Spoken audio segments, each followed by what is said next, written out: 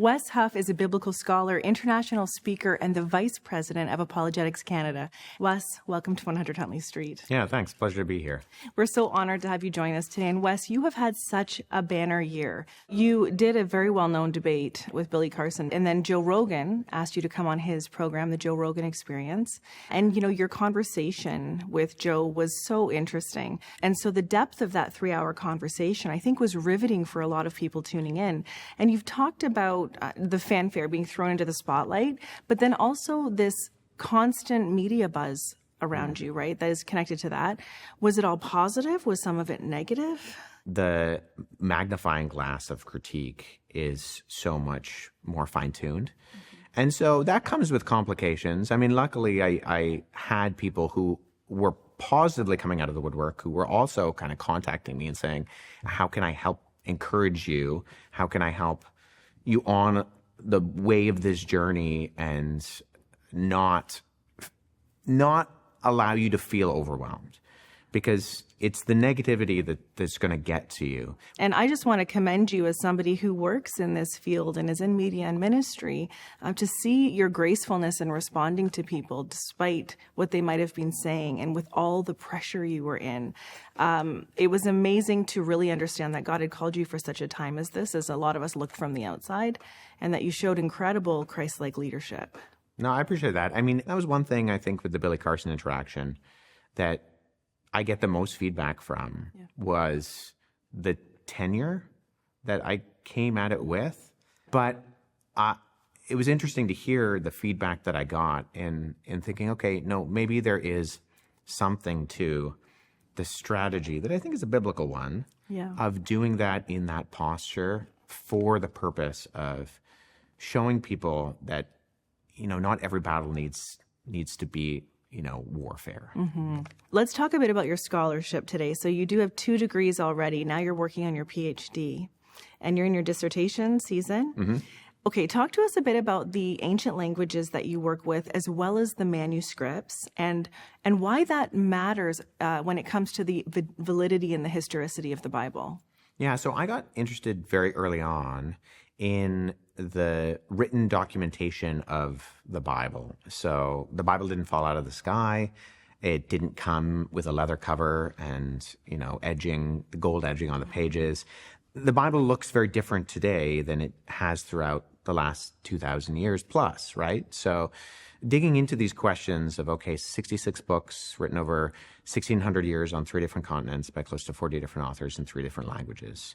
How do we then look at the history of going from ancient papyrus to modern day print? That was something that I found very interesting early on, chief of which is because when I was involved in my first degree, in my undergrad at York University, and I was having evangelistic type, apologetic oriented conversations about the existence of God, the problem of evil, all of these things that are kind of stock apologetic questions, stock for a good reason. They're the questions we all ask. A lot of my answers were based on the Bible and the Christian worldview. And people would point this out, that sounds great, Wes, but that's contingent on the Bible. And the Bible, well, you can't trust that for this reason and that reason. And so I thought those are legitimate critiques at the base of it, in that I am staking a lot of this on this collection of ancient books. And if those are corrupted, if those are affected by history, or they're altered, or maybe I'm reading the wrong books, maybe I should be reading the Gospel of Thomas and not the Gospel of Matthew, then I wanted to get to the bottom of those questions. And so it was in search of those answers, in trying to figure out, is this legitimate? Is my foundation point for this person Jesus of Nazareth, where I find the primary sources in the Gospels, is that a good place to look? And so it was looking into that and finding, no, that is a good place to look. There is a lot of evidence. There's a history that goes back 2,000 years. We can have confidence that what we have now is what the original authors wrote, and that those are the books that should, in fact, be there. They're the ones that get us closest to, say, the time of Jesus for the Gospels and those biographical sources that we call Matthew, Mark, Luke, and John.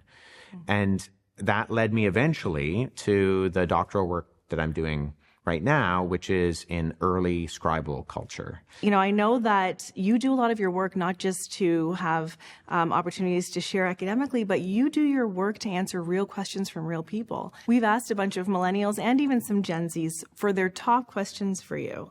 And so ready for that? Yeah, let's do it. Okay, let's do that. Okay, well, the first big question is, how do we prove that God exists or that he doesn't exist? Yeah, I think part of the question, if I was asked this question, prove to me that God exists, what I would want to do with that particular person is I would want to ask what they're looking for in regards to proof.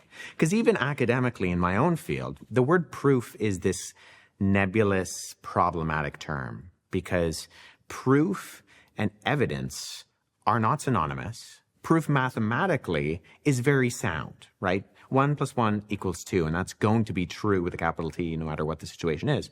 But as a historian, truth is a probability issue. It's an inference to the best explanation.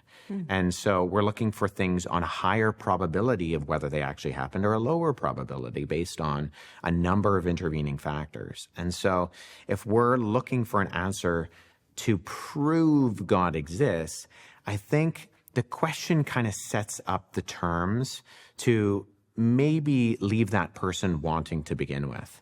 So what I want to do is actually find out what that person means by proof and try to provide something that would potentially speak into what they're looking for in particular. Maybe the question is existential. Maybe they're looking for a God who they can feel knows them intimately and loves them. And maybe the question that they're looking for is scientific, and they're looking for a design answer. How do we look at the world around us and look into the details of the cell or, biology, chemistry, and find evidence of something beyond matter and motion that gives an answer? Or maybe it's philosophical. Maybe they're trying to answer philosophical questions that are being posed to them or that they are encountering about a good God in a world that is complicated and all of these things. So there isn't necessarily one silver bullet in terms of a proof for God, because if you have 100 people in a room, you have 100 different avenues that they might be looking for.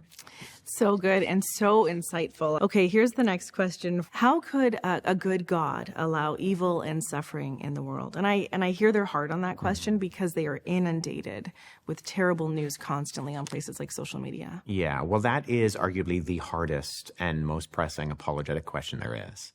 Because ultimately, the very tidy philosophical and theological answer isn't the right answer sometimes.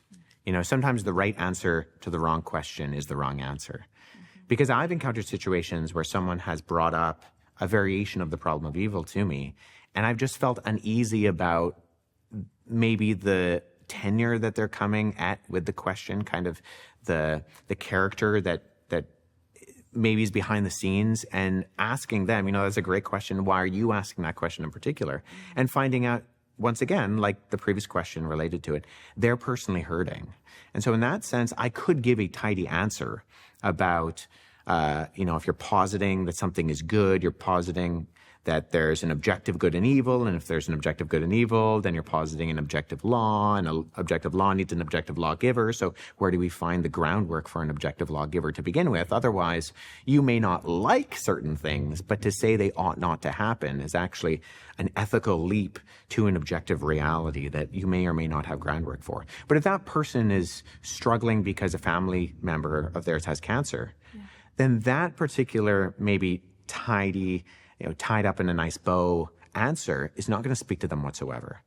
And so that's why that's the hardest question, because there are actually very good answers to it, but often it doesn't speak to the person in front of you, because questions have questioners that sit behind them. And one of the pitfalls of my chosen field of ministry, apologetics, is that sometimes we give answers where we talk at people rather than with people, and there's a danger to that. because the Christian faith isn't just an intellectual assent, right? It's a personal relationship. Wes, looking at all of the historical documents that you focused on, something that really matters is the resurrection of Jesus. And it's top of mind for so many people, so many young people. How do we know that Jesus was really that he really rose from the dead? How do we know that he was really resurrected? And if that is true, that he was resurrected from the dead, what does that mean for the world? Yeah, well, one of the ways I explain this is maybe a little bit out of the box, in that I think one of the best arguments for Jesus' resurrection is the fact that you and I are talking about it today. 2025, 2,000 years after the actual event, why are we still talking about this? Because there were other messianic figures in the ancient world, prior to and after Jesus, who came and tried to be the figure that would allow Israel to be broken from the bonds of Roman occupation. And when those figureheads died and they were buried, the movement was died and buried with them.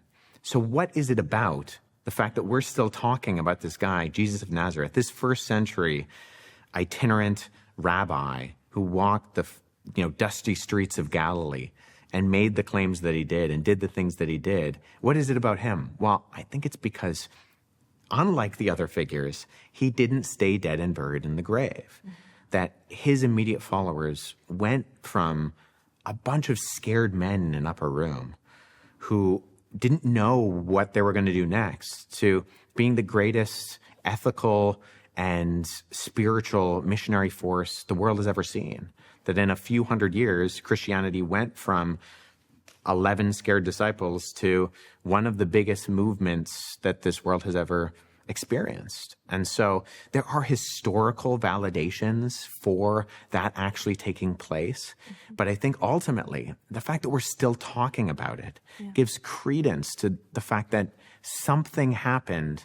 What's the explanation for it? It deserves some sort of explanatory witness. And I think ultimately, once you actually do start to stack up, whether that's the historical or philosophical, whatever evidence that you have on the particular side of the equation, I think that only provides the bag of evidence for the actual conclusion of we're still talking about it because it happened. Wes, that's incredible. Listening to you, I think about the people watching right now who may be coming from other world religions. They may be coming from Islam or Judaism, Hinduism. You've got people who have deconstructed their faith potentially, young millennials. You've got people who are coming from atheist backgrounds, struggling with all kinds of ideas. But maybe in this moment, there's something in their hearts where they have felt a curiosity piqued about Jesus.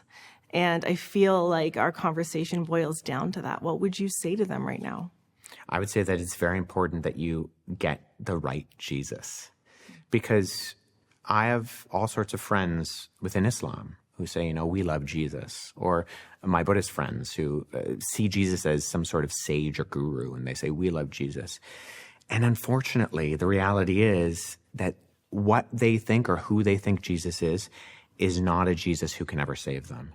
And so if I want to encourage them to actually find what the truth is, in one sense, my commitment is to truth with a capital T, even above Jesus. And that might sound controversial, but it's not, because I believe that Jesus is the truth. But I would want to encourage other people to likewise push into that. And so I would encourage people, the only place you're going to find the proper and true information about who the Jesus who actually lived in reality is from the Bible. And so, despite any other preconceived ideas one may have, opening up the Bible and digging into that is where you're going to find that information first and foremost. Wes, that is so insightful and such good encouragement for those tuning in right now. Opening up the Bible and seeing Jesus for yourself.